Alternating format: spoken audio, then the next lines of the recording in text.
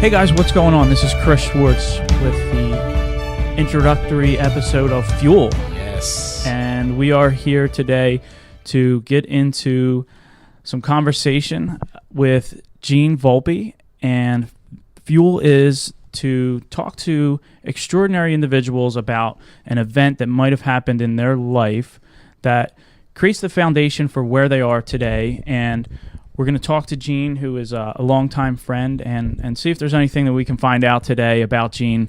That the goal here is that you may hear something that triggers an event in your life that will allow you to tap into that and use it for your fuel. So without any further ado, I'll give a little thanks and shout out to our sponsor, First Choice Mortgage Advisors, local mortgage brokers that are here for your purchase and refinance needs in Pennsylvania, Delaware, and soon to be New Jersey. Nice. So just to give a little background, Gene and I, we go way back. Yeah, we do, right? Yeah, absolutely. According to your phone, I'm in Gene's phone as the first time that we met. I guess you were so starstruck by me. You have it in there, and that's a true story. Don't that's for real. Yeah. That's real stuff. I'm going to look it up as we're talking. Go. So Gene and I have kept in touch and really just bounce ideas off of each other in our professional lives. We've enjoyed some cold beers together and just lot of those and just really shared different ideas and resources with each other throughout our careers. We kind of cross paths in different industries, but our paths do cross. So here's what I'm seeing, right? This is funny. I won't mention names, but it says Chris was one of the branch managers for this mortgage company. No longer in existence. Oh, okay, good. Well, there you go. When I met another guy that you were friends with at the Ring Network. Right, which was a real estate investing networking group. Yep. These guys are friends of a third guy who I won't mention names on the podcast. But, sure. But you know who I'm talking about. But absolutely. This goes back, I think, to 2011. Okay. Does that sound about right? I think it was like 2007, but Yeah, you know what? It could have been. I mean, it could have been as early as 2007. You could be right about that. Yeah.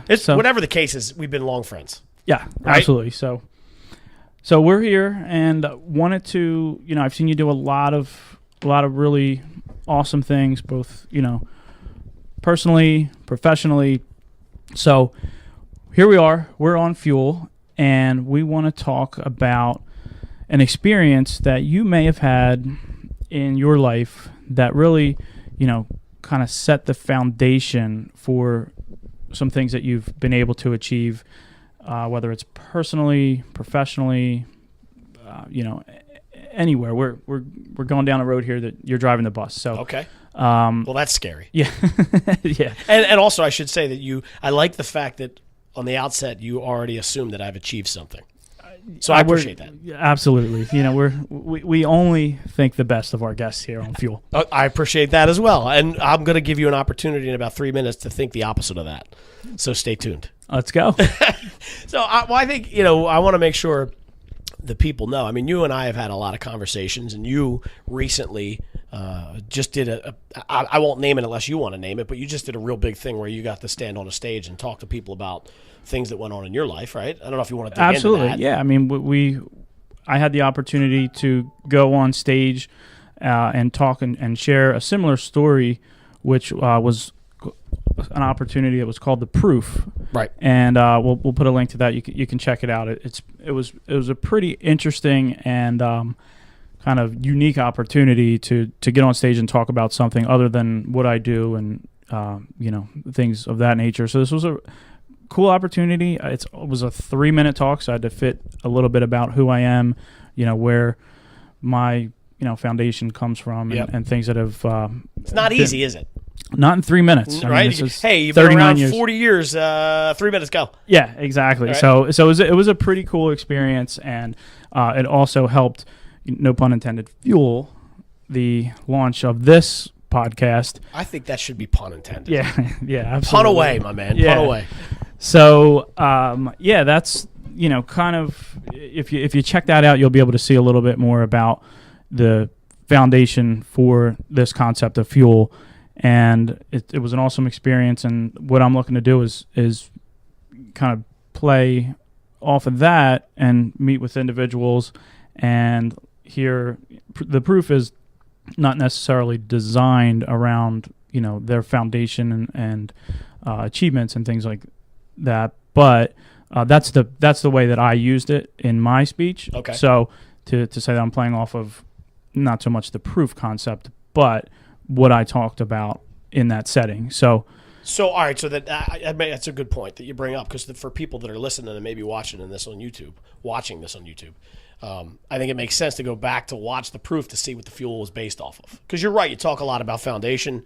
And I think that's what we're going to talk about today, my foundation a little bit, right? Yep. So you talk a lot about your foundation and things that, as we get older, I'm 44 now. I know I don't look it. Sure, absolutely. I'm Not a glad day you're over laughing. 21, Thank Gene. you, buddy. I appreciate that. But there's a lot of things that happen every single day, and for some reason there's always a couple that stand out that were monumental. And I always remember the story I'll get ready to tell you about. Sure. That laid one of the foundations for really how I operate my business. Not so much. Some days how I operate my health, but certainly how I operate my family. And if I'm being honest, I'm married to a Sicilian. She operates the family. I kind of participate where I'm told to. Absolutely, You understand I that? do understand. Also married to a Yes. beautiful Italian woman that runs our family. She's I not understand. listening. You can say what you want. Absolutely, that's No, exactly I what I know want you to say. feel. I know you would, because I know how you feel about her. It's funny. No, and of course I love the crap out of my wife too, but she scares me sometimes. But so it has a lot to do with some of those things that I learned as a younger kid. Has a lot to do with how I teach my kids. How I relay messages and lessons to them as they get older. My oldest daughter now is about the age that I was. She just turned 14. 2 months ago. She turned 14. So I was about 14 when the story I was getting ready to tell you took place. Are we ready to jump in, or? Yeah, absolutely, man. You're Okay. Like you said, you're for better or worse. You're driving the This bus, is my it, man. for better or worse? Yeah. Okay. So hold on, people. Gene is driving the bus here. Well, I can't. And, Here's a good thing. yeah, I so haven't been absolutely. drinking. So I we're don't know. We can verify that. no. but I'm just telling you. You have to trust me right here. Trust but verify, but you have to trust me. Yeah. So the one thing I can say is my father. So I'll give you a little background. So my old man was a Philly firefighter. Died in 1995. Was diagnosed. I'll jump back a little further. Was diagnosed with leukemia in '89. So in '89, I was going into my freshman year. And I don't know that we talked about this pre-show, because we kind of talked a little bit about this over the years. A little bit about my story, but not. well, here's one thing that you definitely don't know. So you got to figure I was about 13 or 14 years old when we knew he was sick, and he had been sick for 6 weeks or so. He was a fireman, so there was always goofy stuff going on, with not being able to breathe. I mean, there was all kinds of crazy stuff. So he was home 6 weeks. Finally decided to take himself down to Penn. And they said to him, if you had waited 2 more days, you'd be dead. His white blood count was like so high they couldn't believe he was walking. Wow. So it was crazy. So now think about it. This was probably the end of the summer, so July, August-ish, in that range. And when I still remember sitting in my house. We lived in a row home in West Philly in Overbrook. There were 8 of us in an 1,100 square foot house. So apply that to your real estate game, right? Nice. 1 bathroom, Nice. 6 girls. No, how many are there? There's 8 of us all together. So me and my father, my 2 brothers, 4 and 4. So 4 women, 4 boys in an 1,100 square foot house. And I can remember them sitting on the couch with all of us sitting on the floor when they broke the news to us, what was going on. And at the time, they still didn't know what it was. Now remember, I'm a budding teenager, getting ready to go to a freshman year of high school. And all I heard him say was, I'm being tested for HIV. So at the time, it doesn't make any sense, right? But at the time, they had to rule out a bunch of things. And he rattled off leukemia and all these different things, and all I heard was AIDS. Wow. At that time, right? Right, and sure, I said, as an adolescent. oh my God, I'm saying to myself, I can't go to high school. My dad has AIDS. Like, there's no way. Because of how stupid I was and how young, yeah, right? You're young. And I'm worried about the misconceptions that are coming. What you see on the news, and it was really just, I remember that's all I heard. It was like the air was sucked out of the room, and I was like, oh my God, what are we going to do? So it turns out they were able to rule all that stuff out.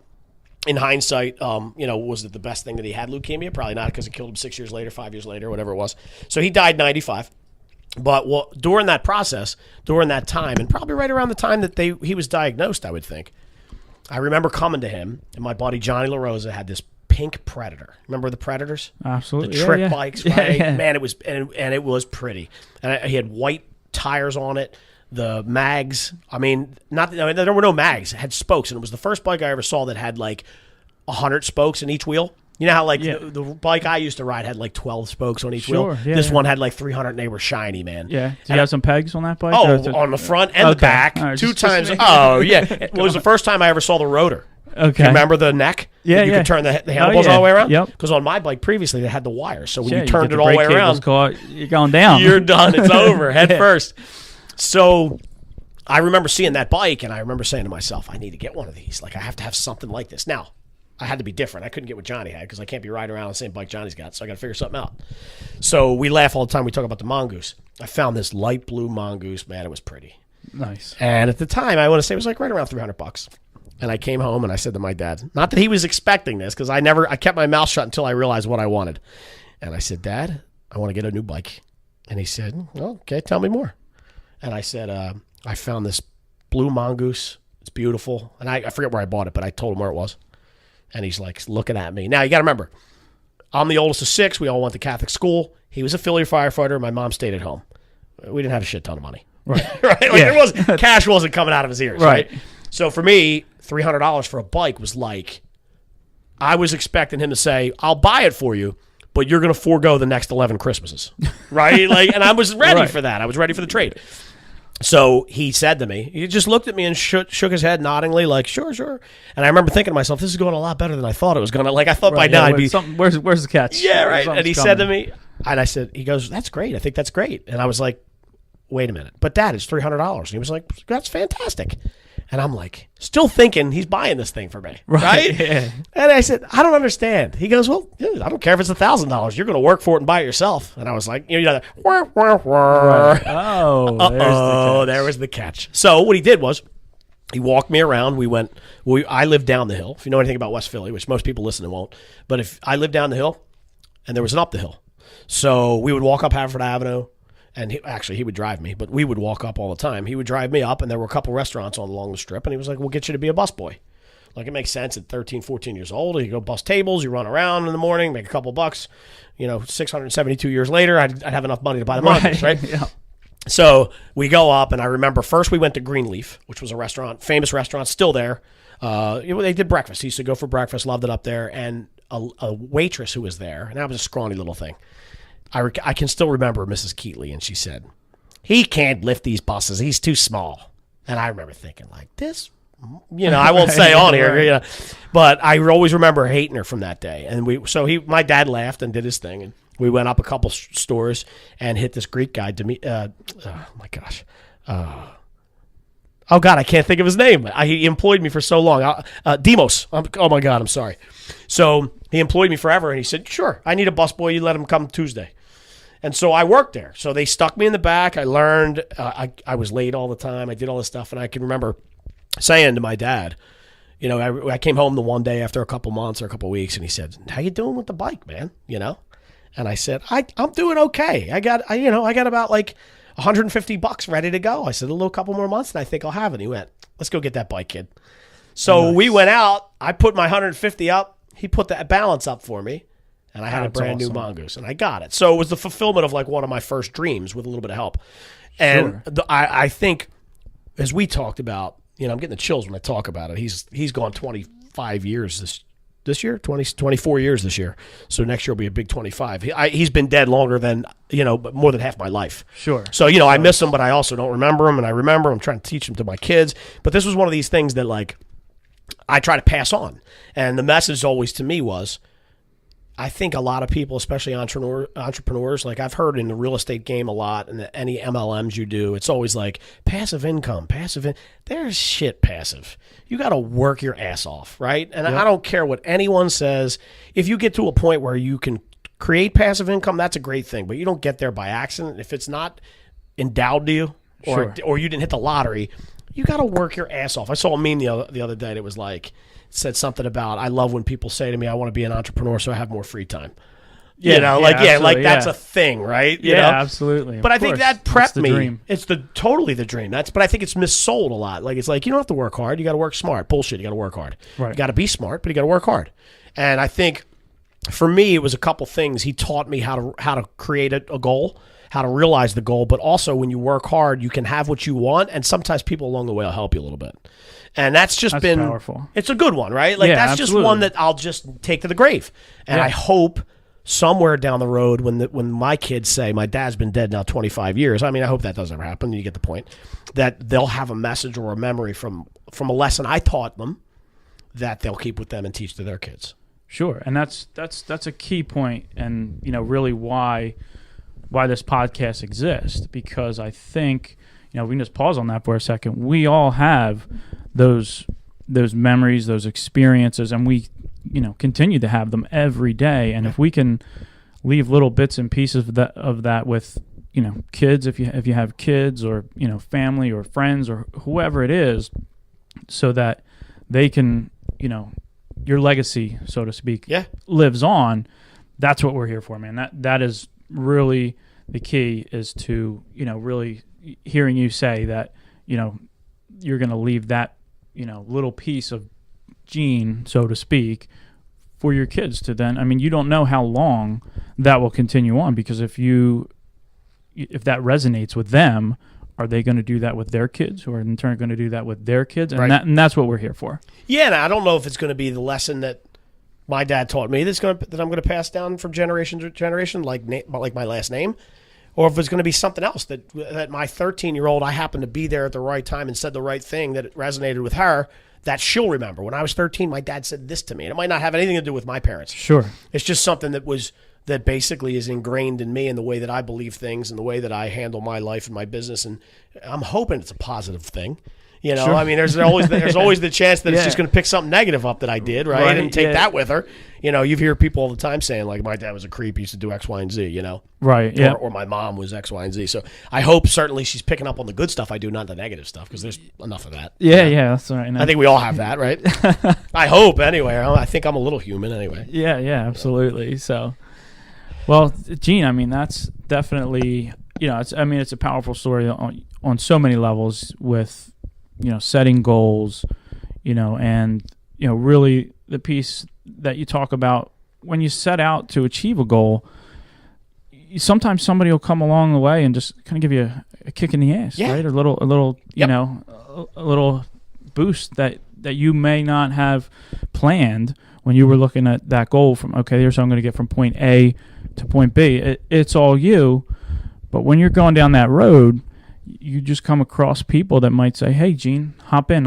We can shortcut this." And that is, probably a lesson that I would think that, you take out of that said, wow, okay, I didn't have to do this, but because you took action, you were able to get to where you wanted to be. Yeah, and I think the one thing too, I just want to make sure I always have my ears and eyes open for that opportunity to come, but I don't expect it.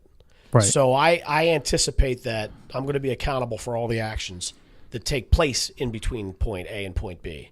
But if I pick up some good people along the way, because of hard work and because of whatever's going on, that's not a bad thing.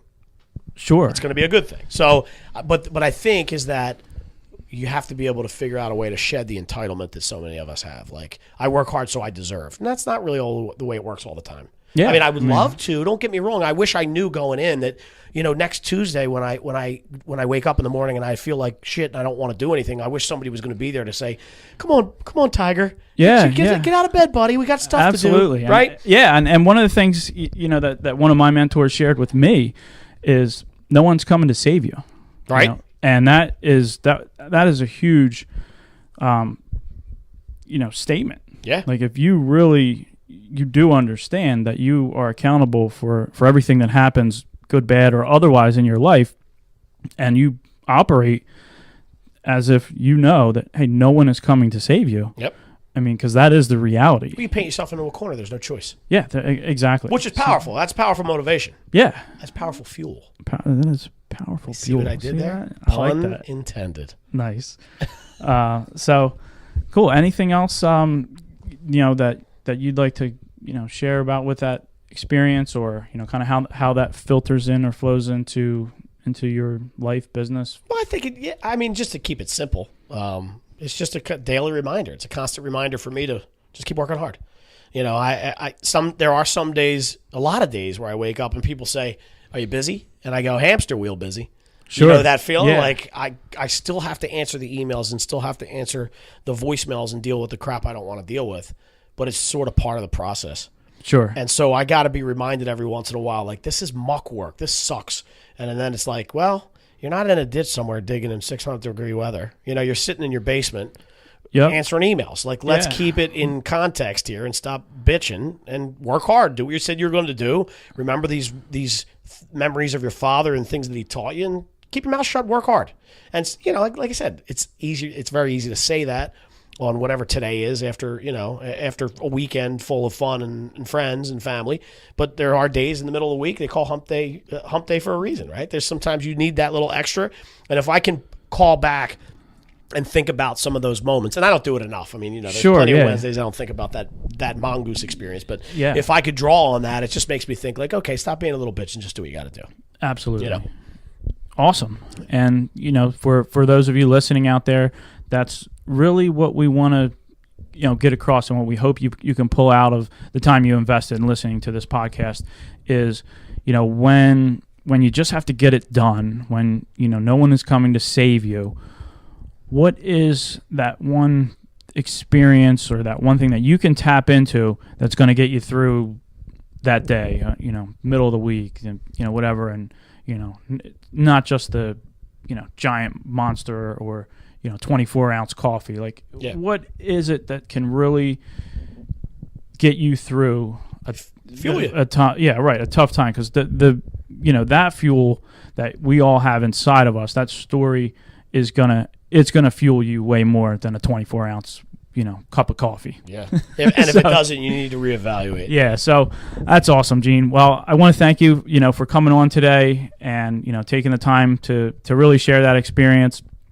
And as we do every week, starting now. Love it. Yeah, I love it. You know, we got 3 questions for you. It's a little bit of a rapid fire. Oh, boy. So get ready. Go ahead. I'm not ready, but go for it. So you're stuck on an island, right? We've all had this thought, right? You're stuck on an island. Right. First question, what local dish or food, what do you bring to eat? You can bring anything you want. All right, so can I give you 2? Sure, fire away. Only because these are 2 fresh in my mind. They both contain fish, which is very weird because I'm a meat guy. Okay. No, to all you vegans and vegetarians, I'm sorry, but I do enjoy a nice steak, and I love chicken. I'm a good eater. I like everything, but for some reason when that came to mind, I thought about the dragon roll at Teikoku. Nice. You know about it? Yeah. Oh, you do? Yeah, absolutely. So it's not the restaurant. That's the restaurant among itself. Yeah, right. Well, and being here in media, that whole family owns like Azi. Yeah, absolutely. So it's the Wynn restaurants, which I'm not in affiliation with them. I just happen to be going to Teikoku for 14 years. But the dragon roll at Teikoku is, damn, I thought of a third one too while we're sitting here talking. But the dragon roll at Teikoku is this gigantic. It's expensive, but it's huge, and it's like tuna wrapped on tuna over tuna and wrapped with tuna and more tuna. It's hard to explain. You got to go try for yourself. But it's like, and it's not a ton of rice, and it's not the green seaweed. It's actually like rice paper with sesame seeds in it. It's kind of hard to explain. So that coupled with like one of their nice sakis, okay, is a good way to go. I will tell you that a couple of weeks ago, I came out of a meeting with a client of mine in Westchester, and I came from Split Rail Tavern. And for the first time ever, I tried a Caesar salad with salmon on it. So I usually eat it with chicken. Sometimes I have it with shrimp. And I said to the girl, "You have it with salmon? Like, what's that like?" She was like, you won't be disappointed. I've been thinking about that piece of salmon for like 4 weeks. Nice. These are good island foods here, right? You know? I know, I but mean, it's nice and light. You'll you know. Yeah, we'll kill you for good, lunch. We'll kill you for lunch. You don't have to go back like our conversation last week after you had lunch with your wife and said, "I just want to go to bed, man." Yeah, we you got to, you know, the you heavy food during the day it'll knock you out, but it's bad, especially towards the end of the week. Tastes good though. Oh, it's beautiful. No, I have a hard time staying away from it. As I tell you that I just had Chick-fil-A on the way here today, right? Nice. Okay, so that was 2. I won't go into the third one. That's 2. Okay. All right, so we got 2. All right, and then, you know, you're stuck. You're not going anywhere, so you got plenty of time on your hands. Give me a book. One book. I'm going to sound like a weirdo right now, but I got to go with The Secret. The Secret. Yeah, I'm a big fan. Classic. All right. I've had it for years. Like I tried to watch the movie. I couldn't take the movie. So somebody said to me, don't worry about it. If you can't watch the movie, don't worry about it. Just get the book and go through it. It's a really easy read. There's nothing to it. But it seems like when I do take the time to read that and spend a couple minutes each day, things around the universe conspire to help me. I know it sounds, you're probably listening to this thinking like, this dude's a kook. I'm not. It's one of those things where like, we used to joke all the time, and the secret wasn't to, like, if you read it wrong, people will say like, well, I'm imagining to the universe that I'm going to make money, and I keep going to my mailbox and there's still bills there. Right. It's not what it's about. It's about visualizing stuff for yourself and for your family and for your goals and for your dreams, then figuring out a plan to obtain them and then executing on the plan. So it's not thinking about something like a boat and sitting on your couch and waiting for the boat to appear because the universe kind of ties give it back to the bike. Yeah, the bike and hard work. It's it's not easy, and you're not just going to sit in your armchair and think about checks in the mailbox. Right. It's not going to happen. It's not going to happen. So sorry. Unless you're on disability or something, but that doesn't make it much fun. But so for me, it's always been one of those things where I feel like it just sets me in a spot mentally where it puts me in the right frame of mind to be working with the universe and have the universe be open to working with the universe and having the universe work with me. And the more I get my head into that space, it seems like the more things go the way I want them to. Yeah, absolutely. You know what I mean? And you put it out there, and if you get up and you think, hey, today's gonna be a rough day. I don't feel like doing this. I don't feel like getting to the gym today. I'm tired. It's gonna be so. You will absolutely get that in return. Your day's gonna be hard. It's gonna be tough to get to the gym or do whatever it is that you have put out there is going to be difficult. So that's awesome. I have to be honest. I took the Cliff Notes version. I did get through the movie, so conceptually, I love it. I mean, I get the concept of what you put out into the universe kind of resonates and comes back. Yep. Last question. All right. So, outside of your loved ones, your family, and the people that we know we would all want to take with us, who are you taking with you?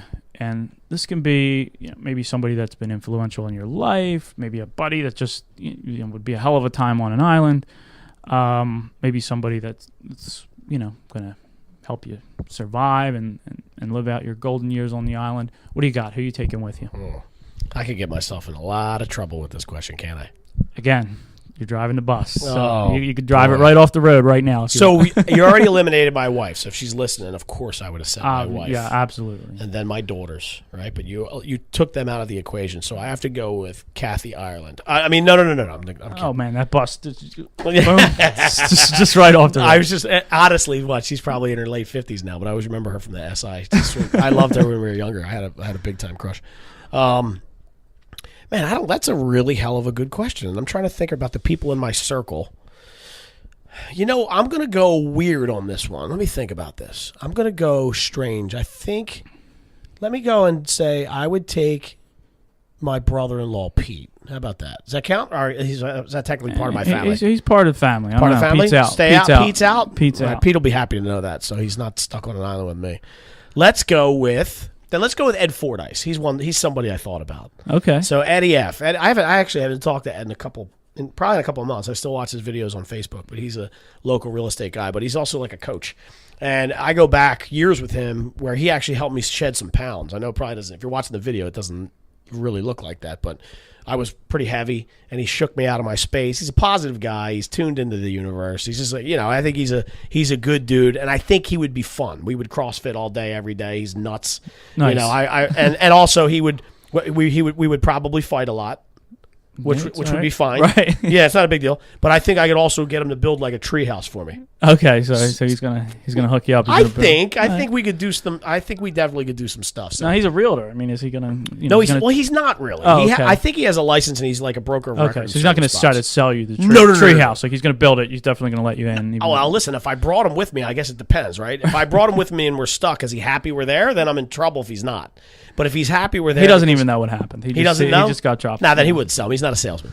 No, he's definitely not a salesman. I wouldn't bring a salesman with me. Nice. All right. So, perfect. Well, close out the show. How do we find more out about Gene? Where do we find you? How can we hook up with you? So I'm real easy. If you go to GeneVolpe.com or search for Gene Volpe on any of the social media channels, the Gene Volpe on Instagram, Gene Volpe Media on Facebook. I mean, it's pretty simple. I'm Gene Volpe on Twitter. There's only a couple Gene Volpes in the universe, and most of them are not doing social media like I do. So if you search for my name, it's pretty simple. So GeneVolpe.com, you can connect with me there, send me a message. There's a little thing that pops up. You can send me a chat, whatever. So that's the way to do it. Okay, awesome. And with that, we'll close it out and look forward to catching you on the next podcast. Thanks for tuning in, guys. Thanks for having me, man.